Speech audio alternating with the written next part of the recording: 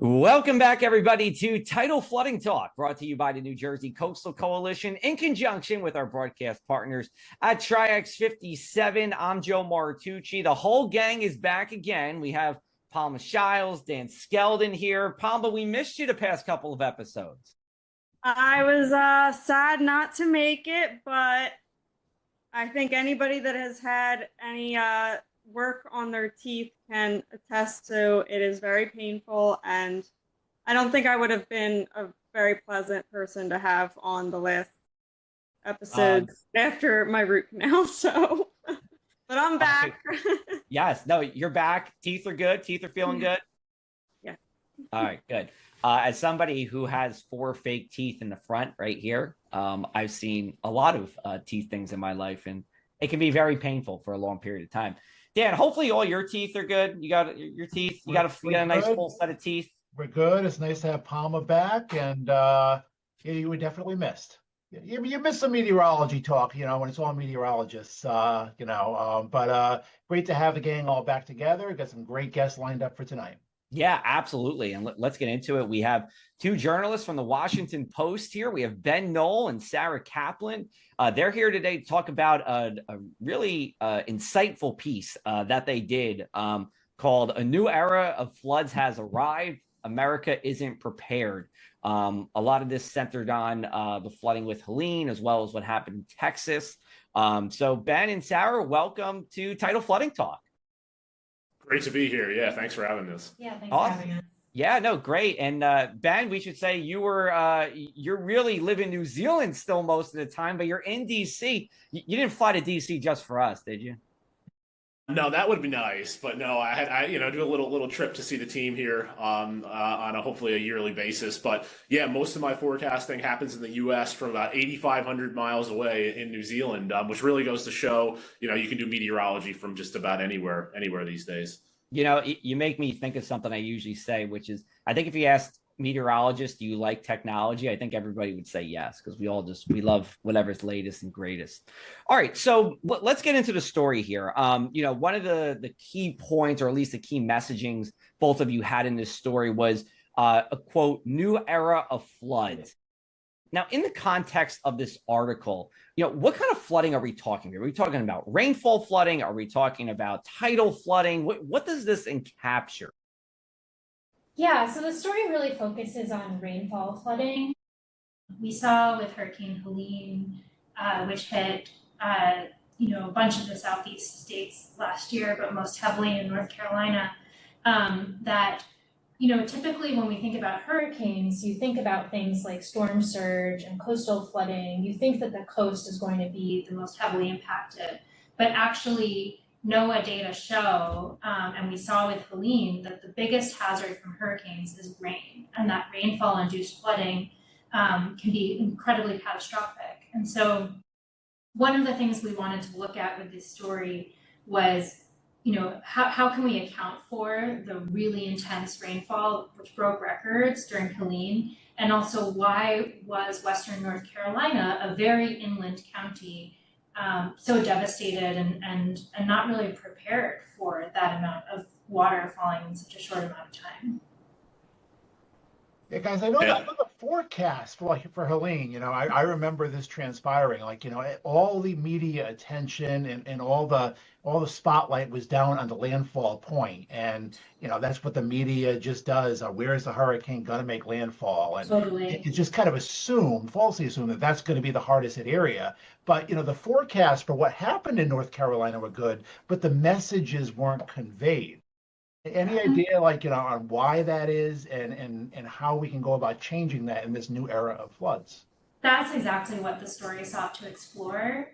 So I covered Helene. I was down in North Carolina shortly after the storm hit, spent weeks reporting down there about all of the fallout. And the thing I heard again and again from residents was that we weren't warned about this. We didn't think that something like this could happen. But exactly like you said, when I went back and I looked at, what were the forecasts, what was the messaging from the Weather Service, it was spot on. I mean, the same day that the first storm surge warning was issued by the Weather Service, there was also a flash flood warning for Western North Carolina. The messaging, you know, even on like the storm made landfall at 11 p.m. on Thursday, and the worst impacts started to be felt on a Friday morning. But days before that, the Weather Service was saying, you know, don't be distracted by the landfall point. Like the flash flooding is the thing that we're really concerned about. But exactly like you said, that message was not getting through to residents. And so I wanted to understand, you know, where was the disconnect? Where is it like that we need to be working on that communication aspect? So one of the things that I looked at was comparing how did public officials in Florida message the hurricane to their residents compared with officials in North Carolina. And what we found was that in Florida, there was very strong messaging. The rhetoric was very intense. And so they issued mandatory evacuation orders many days in advance of landfall. And you had, you know, sheriffs and county officials saying things like, write your name and your social security number on your arm with Sharpie so that if your body has to be identified, that they'll be able to do it. Like very, very intense rhetoric, which was commensurate with, you know, that this was a Category 4 hurricane, that the storm surge was going to be, you know, more than a dozen feet in some of these coastal counties. But then when you go up to Western North Carolina, which is this mountainous inland area, the messaging was not as strong. So officials would say things like, if you live near the river, you should consider evacuating. If you live in a place that floods, you should consider evacuating. But residents told me they didn't really know how to interpret that. They would compare what they were, you know, when they heard, okay, there's a hurricane coming, they would think about, well, what are the hurricanes that I've experienced in the past? And they would sort of make their decisions based off of their own past experience, not realizing how much worse this was going to be, right? That the past is not, and this is a climate change issue, right? The past is not a predictor of the future or even of the present. And so that's really, I think, one of the things that communities are going to have to work on, particularly these inland communities that don't really have a lot of infrastructure around hurricanes and flooding, is just helping people to understand how do you prepare for the unimaginable, something that hasn't happened before, but is going to increasingly happen because we live in this warmer climate. Now, do you think that public officials kind of are more, you know, conservative with what message they deliver because they might be fearful that, hey, the hurricane's going to switch paths? I mean, I'm sure Joe and Dan can both attest to, we've seen that happen where we see something, you know, it's going to hit landfall here and then it takes a turn and everybody evacuated for nothing. So do you think that maybe some public officials, specifically North Carolina, do you think they were worried if I do say, you know, write your social security number on your arm and then it doesn't hit us, people are going to lose their mind over that? Yeah, I mean, I not definitely be prepared the next time, you know? Totally. There's like such a concern about sort of false alarms, and like as you just said, if you issue an evacuation order and then the storm doesn't turn out to be as bad, the next time you don't want a boy who cried wolf situation, right? You don't want the next time people to not heed an evacuation order because they think it's, you know, hyperbolic. So that was definitely one element that the officials in Western North Carolina I spoke with. That's one thing they were considering. Another thing that we found in our reporting is that, you know, in order to issue an evacuation order, there's a whole infrastructure and like education that you need to have for your community members, right? You need to have an evacuation plan. You need to have designated routes. People need to know where they're supposed to go. And that just doesn't exist in Western North Carolina. The vast majority of counties that were affected by Helene didn't have flood evacuation plans. And so even if officials had wanted to issue an evacuation order, a mandatory evacuation order, they didn't, like, it would have been really hard to safely get people away from the rivers There's also that issue of the topography and the terrain. It's, the mountainous areas, it's not as obvious where to go. Like on the coast, you just know you go away from the ocean. But in a mountainous area like this, where the flooding is coming not just from the major rivers, but also these like little creeks and waterways that are sometimes on very remote, people live in remote areas along winding roads. The evacuation can be dangerous. And that was another concern that officials had. So it's not, I think that one of the things that we really wanted to communicate with this was it's not that anyone's fault, right? There was no one mistake that was made that led to the loss of life of more than 100 people that we saw in Western North Carolina, but it was just sort of a systemic, there has not been as much emphasis in the emergency management community or in just sort of the among officials in general in the US on dealing with inland flooding that happens from extreme rainfall. As Ben's data shows, and Pete should probably talk about that extreme rainfall and the inland flooding that results is going to be getting only worse as the climate warms. Yeah, absolutely. We're going to take a brief break here. We'll come back on the other side. You're listening to Tidal Flooding. Thanks to the New Jersey Coastal Coalition, your flood insurance bills are lower and your streets safer from the reality of flooding.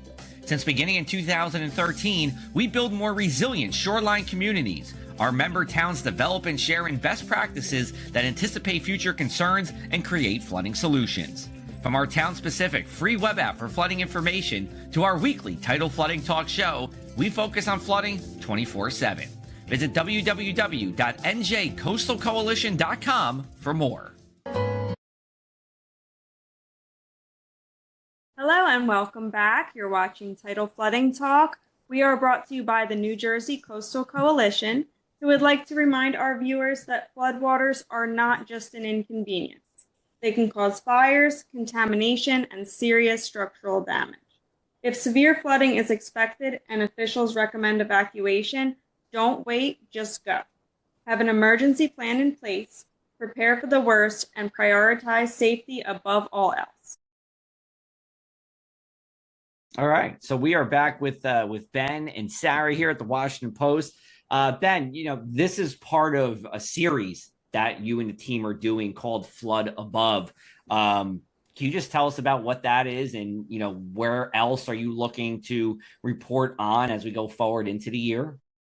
Yeah, so Floods Above is kind of this exploratory series of stories about how rainfall is affecting different parts of the world more significantly in different ways. And Helene is kind of one way that shows how people, inland flooding in this case, are unprepared for that hazard. So it's kind of exploring the fuel for rainfall. So in this case, we're looking at water vapor and the amount of water vapor that is pulsing through the skies. Meteorologists, we look at this variable, as I'm sure Joe is familiar with and Dan's familiar with, is precipitable water. So how much water is in the column of the atmosphere from the surface all the way up to the top. And if we wring it out, that is essentially a proxy for how much rain can possibly fall out of the sky, right? So in 2024, which was, of course, a very warm year, a record year for global temperatures, it was also a record year for atmospheric moisture. So what we saw were some of these individual weather events were kind of contributing to this long-term trend that we're seeing with record atmospheric moisture. There was Helene last year.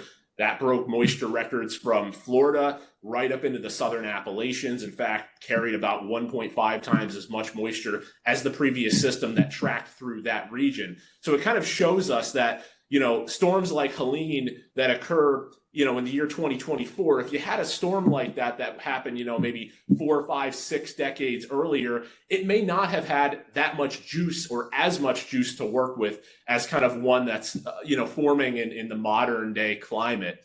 And there were a number of other systems last year that also kind of broke moisture records near the United States. Milton as well. There were some records. That system, of course, made landfall in the Gulf Coast, Western Florida, and a few other ones that harnessed record warm ocean temperatures, the evaporation from the Gulf, from the Western Atlantic, that kind of formed the issues that Sarah was discussing around the risk for inland flooding. Because what happens is that moisture slams up against the Appalachian Mountains there. It's forced to rise. That air cools, condenses, it rains out. And when you have a record amount of moisture hitting the mountains, hundreds of miles inland, big problems when that water flows down through the waterways into villages and towns. So it's not just an issue here that I think the United States is going to be facing. This is kind of a global issue. And I think with this series, which will be coming out over the coming months, we'll look at some of these places maybe around the world,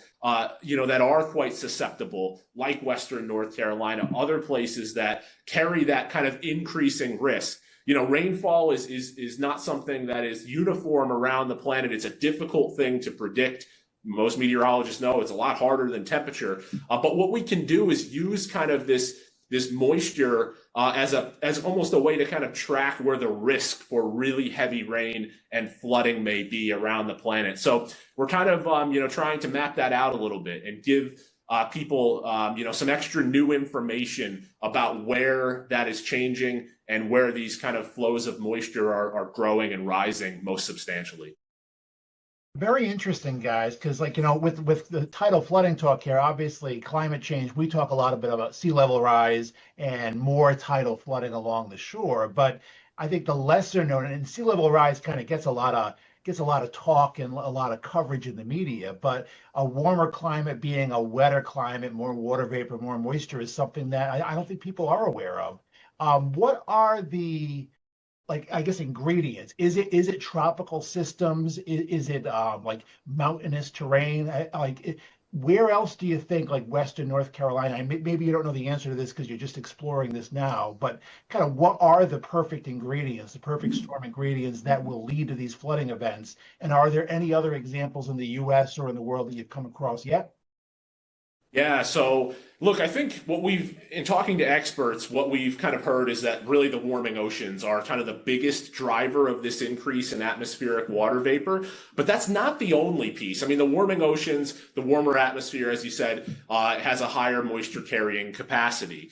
But where we're seeing kind of changing wind flows, so what we call circulation, where you're getting more airflows coming up from a warm and moist place like the tropics, that in tandem with the other warming that's going on, when you kind of have a change in wind flow, can really exacerbate the issues that we saw with Helene. So if you look around the world, a couple of examples in the media over the last couple of months, you would have heard about Pakistan and the monsoonal flows that are occurring there, coming off the Indian Ocean into the Indian subcontinent. So that's an area.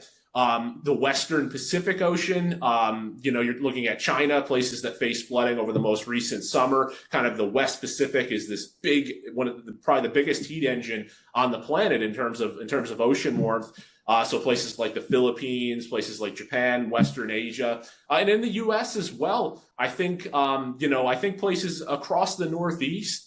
And the mid-Atlantic, when you have these flows coming from the Gulf, coming from the Western Atlantic, they're a little bit more vigorous than they used to be. And we've seen that flooding events over the last summer hitting big cities, extreme rainfall intensities that frankly weren't reached as frequently in the past, are now seemingly being reached easier. And this kind of trend, I think, is what we're seeing is kind of aligned with that long-term warming and moistening.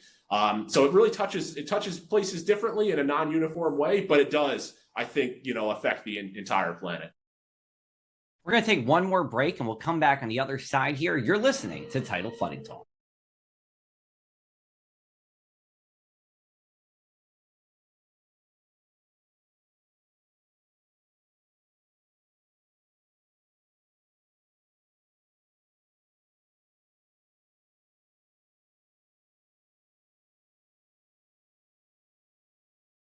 Welcome back to this week's Tidal Flooding Talk. We continue our discussion with Ben Knowles, Sarah Kaplan from the Washington Post. Everything flooding on the menu this week, guys. And want to get back to a little bit about messaging. And that's something, broadcast meteorologists have to deal with all the time. The forecast can be great, but if people aren't getting the message, getting the point, getting the warnings, You know, the forecast can be good, but if it's falling upon deaf ears and people aren't acting, you know, it's worthless. And what's going to happen? And Helene is going to be repeated again. You know, what have you guys found as to, you know, how we can kind of fix that discrepancy, and how can we message better as the media? Yeah, I mean, I think some of it comes down to the kind of pre-education. So like well before a storm is in the forecast, like getting communities sort of more in the mindset of thinking about a flood could happen here. If you go to coastal communities in North Carolina, for example, you know, areas in the east, a lot of them will have markers of like, here's what 9 feet of storm surge looks like, right? Most coastal states have know your zone campaigns to educate residents about, do you live in an evacuation zone? Where do you go? And that just doesn't exist. That infrastructure doesn't exist for the most part in inland areas. Even though, you know, as we've seen, flooding can be as dangerous, if not more, than coastal flooding. And so I think, you know, part of it comes down to that. You don't want the first time that someone thinks about, okay, what do I do in a flood, to be like as the water is rising at their door. I think also, you know, one of the things that is really difficult that came up a lot in my conversations with residents was that they were hearing messages but not internalizing them, right? So they would get, you know, one person told me that she saw the message from the weather service, the emergency alert that came on her phone, that said, you know, flash flooding, if you know, stay inside unless you're under an evacuation order. But she didn't know what to do with that information. She lived in an apartment that was sort of on stilts overlooking the river. And so she was like, well, I'm up high, I'll be fine. Turned out her apartment, she was able to escape, but her apartment was swept away by the floodwaters. And if she had stayed, that it would have been really catastrophic. And so I think part of it also is like, you know, just getting people in the habit of really paying attention to those messages when they get them, and making sure that they heed them, not just swipe away on their phone. Now, after disasters, I think we can agree that people are more open to stronger, you know, rules and better prep for a storm. But how long do you think that window lasts? Yeah, I actually spoke with a researcher who studies exactly that, sort of how do you seize the moment after disaster. And she said that the window is shrinking, like compared to after Hurricane Katrina, which happened, you know, exactly 20 years ago. That Katrina created this huge window for trying to address emergency management and preparedness, and like FEMA was like totally revolutionized because of it. But that she has found that the window of openness has been getting shorter and shorter. And then the other thing is just, you know, it's not you don't just want to, it's not enough for one community to change, right? For Western North Carolina to say, okay, we're going to be prepared for flooding now. She spoke about like, it shouldn't take getting hit by a catastrophic and deadly flood for every community to understand that this could happen to them. I think that's one of the things about inland flooding that makes it such a important issue, is that it's not, it could happen anywhere, right? You can't say, oh, that's a problem for the coast, or oh, that's a problem for the mountains. Inland flooding can happen in any community, which means every community needs to be focused on it. Well, Sarah, Ben, you know, we really appreciate this conversation. It's important work that you did. And, you know, the inland flooding part is something that, like Dan was saying, you know, doesn't always get all the headlines like a storm surge, but is, as we saw in Helene, can be even more impactful than what happens with the storm surge.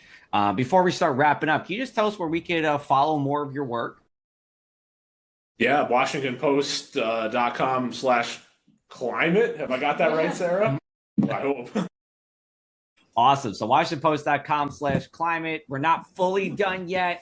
I did have to ask Ben one question because Ben, I've known you at least on the internet for a long time because you're internet famous for your weather school closing predictor formula. I don't know what you want to call it. How are we looking on that? And what made you want to do that? Yeah, well, I mean, who doesn't want a day off of school? I mean, I was, I was in elementary school, and actually, it was a blizzard in 1996. If you guys are familiar with that, I mean, that storm dropped feet of snow near New York City, probably about 2 feet of snow. That's where I grew up, and that's how I caught the weather bug. And ever since that storm in the late 1990s, I pretty much knew I wanted to be a meteorologist. And the combination of the snow thing and having a day off of school. I was younger. I was just kind of like, in maybe middle school, and everyone would ask me, "Oh, we have a snow day tomorrow." I became kind of the weather guy, and at that point, I'd look at the Weather Channel, I'd look at a couple different sources, and I'd come up with like a combined forecast. But one thing led to another, and now, now I'm doing those school closing and delay forecasts here, many decades on. And quite a following across the Hudson Valley of New York. So superintendents, teachers, students, parents kind of follow along for a little bit of fun. I like to think of it as a way to bring the community together. In a way that it can be a little bit fun, entertaining, but also serious in the fact that we're, trying to keep everybody safe here, keep everybody off the roads during snow and ice in the winter. And have developed that kind of trust factor with a lot of the folks in southern New York. So still going on to this day, and winter is right around the corner. So the first snow can't be that far off. A couple months now. No, it can't. We're gonna have a winter outlook episode in November. We're gonna talk about what we can expect, mainly throughout the East Coast. All right, we got about 2 minutes left. We're going to end this as we do every week with the one thing we can't stop talking about: tidal flooding or otherwise. Dan, the floor is yours.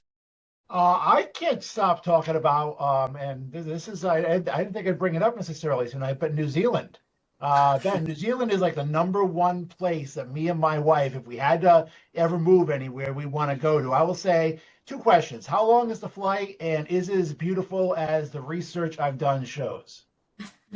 Great questions. Yeah, it is beautiful. I can attest to that. But first, I'll start with that flight. That flight, if you've never, what I'll say is once you do that New Zealand flight, it'll make LA like a walk in the park, like, across country. So, they started a couple years ago a direct flight from JFK, New York, out to Auckland, which is about 18 hours, give or take. But yeah, you're in that seat for a long time. But when you get there, what awaits you is just this beautiful country. I mean, look, I don't have enough good things to say about it. It's just so, okay. It's a really beautiful place. I mean, the South Island is real special. Mountains to the beach in the same day, skiing and surfing. If you want to do that, that's your cup of tea. Great coffee, really friendly people. As a New Yorker, it's taught me how to be a little bit more relaxed. It's a place, it's a lot more, kind of chill. Look, anyone that's watching that has it on their list, I'd say, go for it if you can make it happen. Yeah. I'm going to pass it on to my wife. Thank you. Alma, go ahead.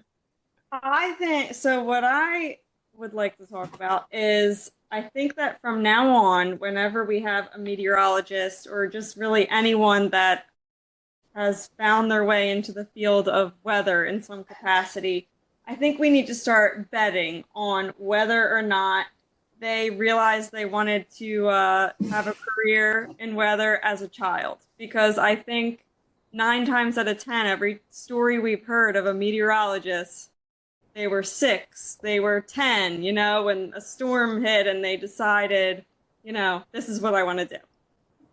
That's true for you, right? Oh, sorry. For what it's worth, I experienced that same snowstorm in '96, and it did not turn me into a meteorologist. I came to my love of science and weather much later. All right, so we're at 50-50 tonight. Dan, I think yours was Gloria, right? It was, yeah, 9 years old. So yeah, Palm, I think you're onto something there. Yep. I have to say, so I'm like half in with Palma here because I have wanted to be a meteorologist since a child, but I don't have like one event that like really like stuck out. I mean, I was 5 for the blizzard of '96 in New Jersey, and I don't really remember it. I just think it was always like watching the meteorologist on television and thinking like that was so cool. Anyway, I'm going to do my one thing I'm going to ask Ben a question here. This is a snow day question. So what, in your professional snow day opinion, what is better, the delayed opening or the early dismissal? Ooh, that's a good one. Look, I'm a night owl. I used to stay up playing video games in high school. So anytime we had that 2 hour delay, I was like, oh, this is excellent. The early dismissal, I mean, it's cool and all, but you actually got to go in, you got to get ready, and then you got to, ditch a little bit early. And then sometimes you get the 3 hour delays, and those are real special, reserved for some, circumstances that don't come around too often. But I like those too. Okay. The master has spoken about that. There you go. All right. Well, great. Well, for Ben, for Sarah, for Palma, for Dan, I'm Joe Martucci. Thanks for watching this episode of Tidal Flooding Talk, everyone. We'll be back with you next Tuesday with a new episode.